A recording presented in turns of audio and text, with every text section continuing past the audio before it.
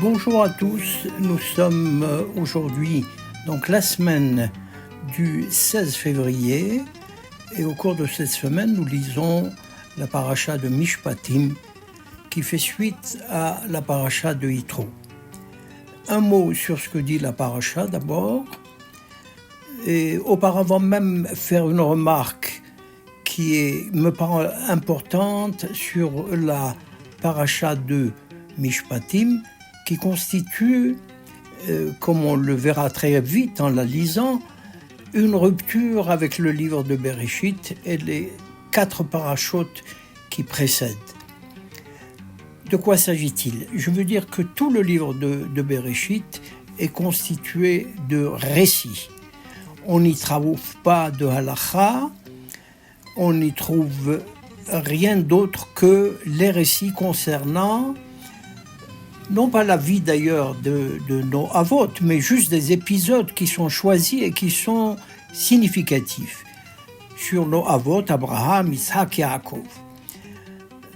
Juste un mot pour le livre de Bereshit pour dire qu'il rapporte ces épisodes qui sont importants et qui sont instructifs. Et puis, il se poursuit après les épisodes concernant Abraham, Isaac et Yaakov. Nous avons, après cette série de récits et d'épisodes qui concernent les pères, Avot, nous avons la constitution de la famille de Yaakov. La famille de Yaakov, c'était 12 enfants qui vont donner ensuite 12 tribus.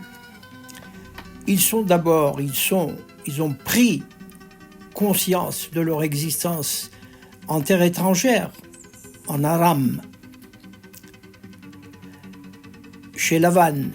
Et puis, ils sont arrivés en Canaan. Et enfin, l'histoire dans le livre de Bereshit, dont on connaît la fin, ça se termine par l'exil de ces tribus en Égypte.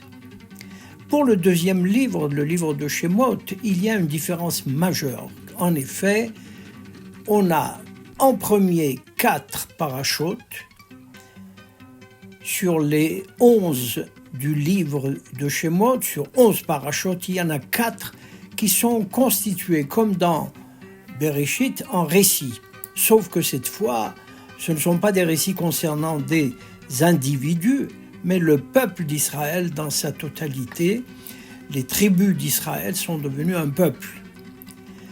Des récits, d'ailleurs, dans le livre de Shemot, dans ces 4 premières parachutes qui sont durs parce qu'ils rapportent l'esclavage que Pharaon, qui est un dur esclavage, que Pharaon a imposé aux Hébreux.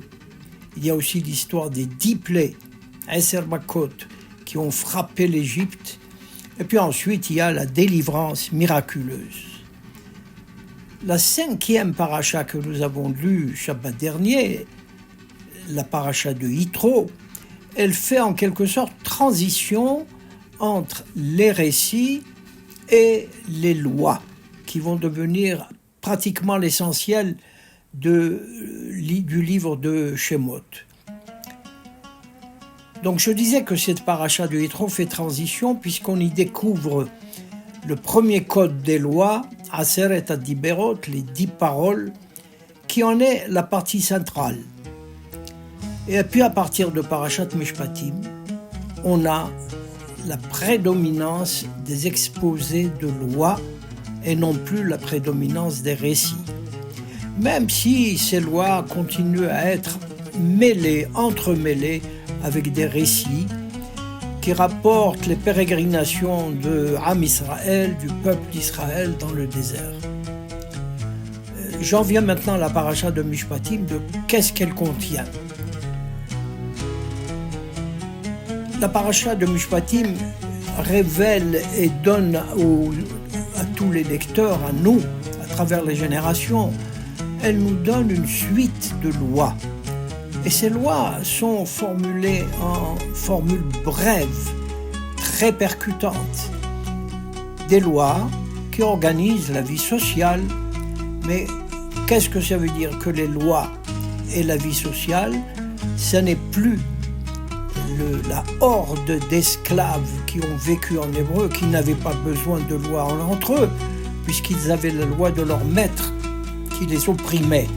Ici, nous avons affaire à des hommes libres, donc des hommes responsables, donc une société formant société. Ils ont besoin de lois.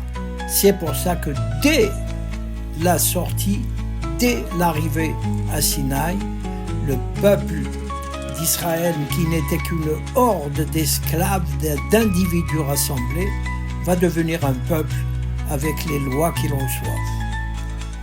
Alors les lois de Mishpatim sont parfois très générales, parfois elles sont très précises, mais toutes ces lois, il y a parmi ces lois le respect des biens de son prochain, l'interdit du vol, l'interdit absolu du meurtre.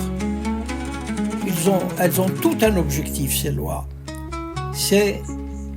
Elles concourent à préserver le shalom, la paix entre les membres de la même société. Ils leur permettent de vivre en commun, en harmonie.